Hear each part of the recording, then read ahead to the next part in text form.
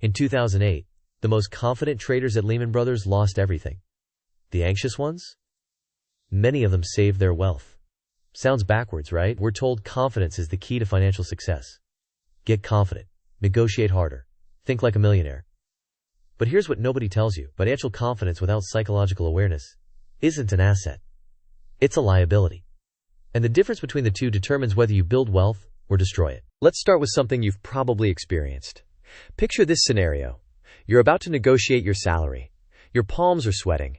Your heart's racing. You're convinced you're going to mess it up. Meanwhile, the person who interviewed before you walked in like they owned the place demanded 20% more than you and showed zero nervousness. You assume they'll get the better deal. Here's the problem. You're conflating confidence with competence. And your brain does this automatically. Psychologists call this the Dunning-Kruger effect, first documented by David Dunning and Justin Kruger at Cornell University in 1999. Their research showed something fascinating.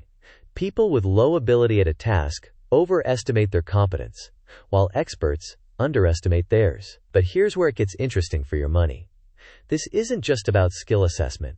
It's about the relationship between what you feel and what you know. When you don't know much about investing, budgeting, or negotiating, your brain hasn't yet recognized all the complexity involved. So you feel confident. You think it's simple. As you actually learn more, you discover how much you don't know. Your confidence drops. You feel like an imposter. But this anxiety? It's not weakness. It's evidence you're becoming competent. The nervousness you feel before a salary negotiation isn't proof you're unprepared. It's often proof you understand what's actually at stake. You've done the research. You know the market rate. You recognize the complexity of the conversation ahead.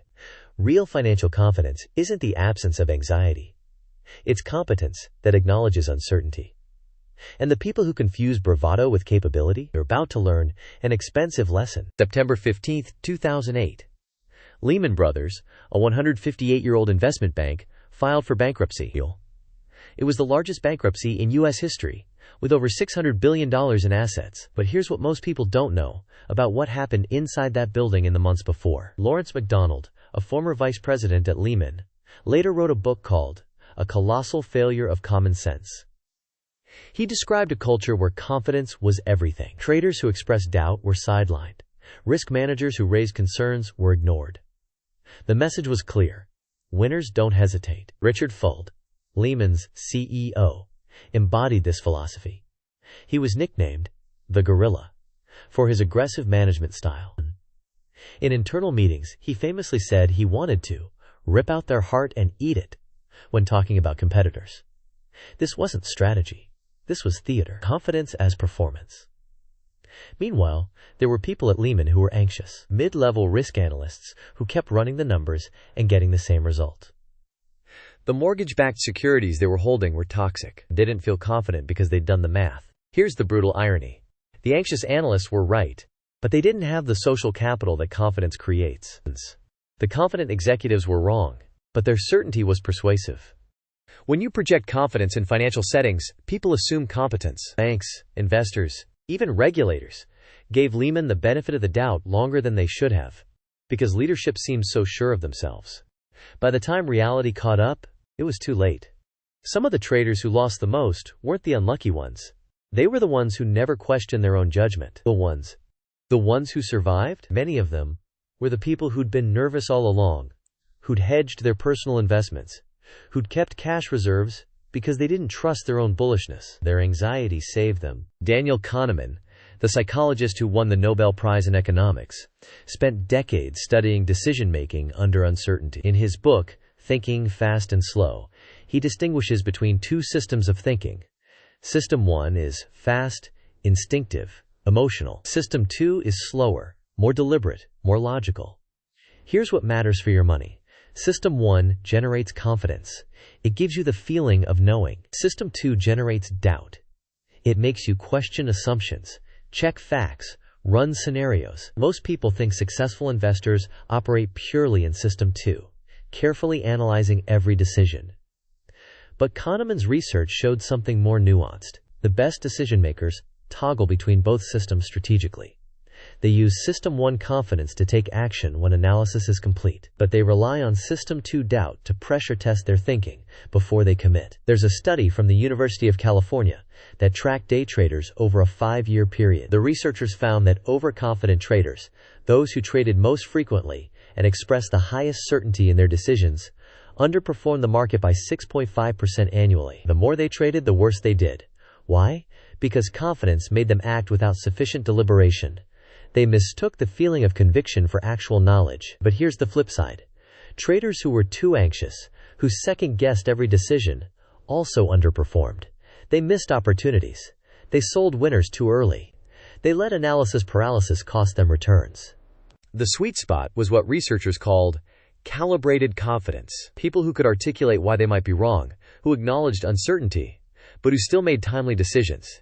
They weren't trying to eliminate anxiety. They were using it as diagnostic information. When you feel anxious about a financial decision, your System 2 is telling you something. Maybe you need more data. Maybe the risk is higher than you thought. Maybe you're about to make an emotional choice. That discomfort isn't the enemy of good decisions. It's the alarm system that protects you from bad ones. Now here's the dark side of all this. Once you understand the relationship between confidence and money, you realize something unsettling. Other people understand it too, and some of them use it against you. The financial services industry has built entire business models on exploiting your confidence gap. Wealth managers who project supreme confidence while charging you fees that guarantee underperformance. Course creators who sell you the millionaire mindset while making their money from your course fees, not from the investing strategies they teach. Robert Cialdini documented this in his book, Influence. He called it the authority principle. When someone projects confidence and expertise, we unconsciously defer to them, even when we shouldn't. We mistake their certainty for superior knowledge. Consider the cryptocurrency boom of 2017. The people making the most noise, hosting the YouTube channels, speaking at conferences, they all projected absolute confidence. This is the future. Get in now or regret it forever.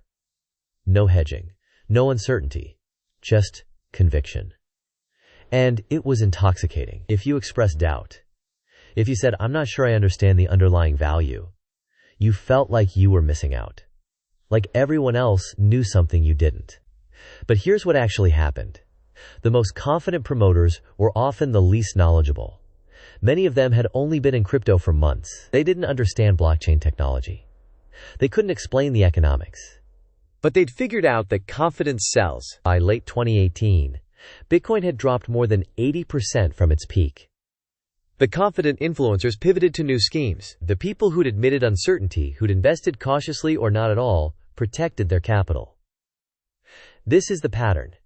Scammers use confidence as camouflage. They know that your own financial anxiety makes you vulnerable to someone who seems to have it all figured out. The antidote isn't to become more confident. It's to become more skeptical of confidence itself. When someone is trying to sell you financial advice, and they express zero doubt, zero complexity, zero acknowledgement of risk, that's not expertise. That's a performance. And you're the mark. So how do you actually build the right kind of financial confidence? The kind that serves you instead of sabotaging you. First, reframe anxiety as information, not inadequacy. When you're nervous about a financial decision, that's your brain telling you to slow down. Ask yourself, what specifically am I worried about? What additional information would reduce this uncertainty? This is what Morgan Housel calls room for error in The Psychology of Money.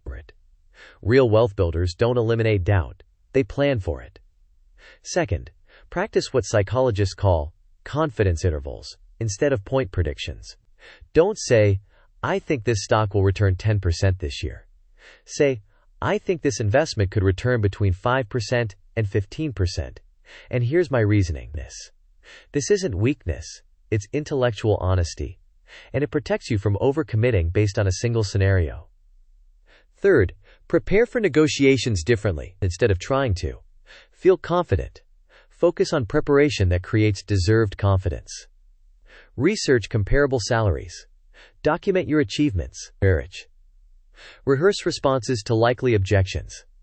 The confidence you'll feel isn't manufactured positivity. It's the natural result of actual readiness.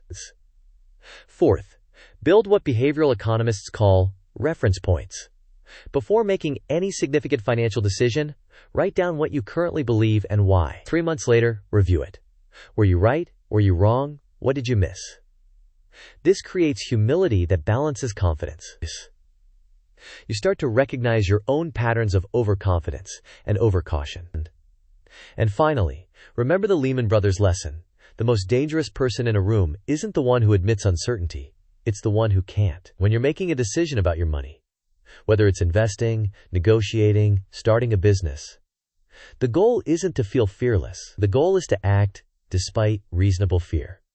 To let anxiety make you thorough, not paralyzed. To let confidence move you forward, not blind you to risk. That trader who survived 2008 while colleagues lost everything?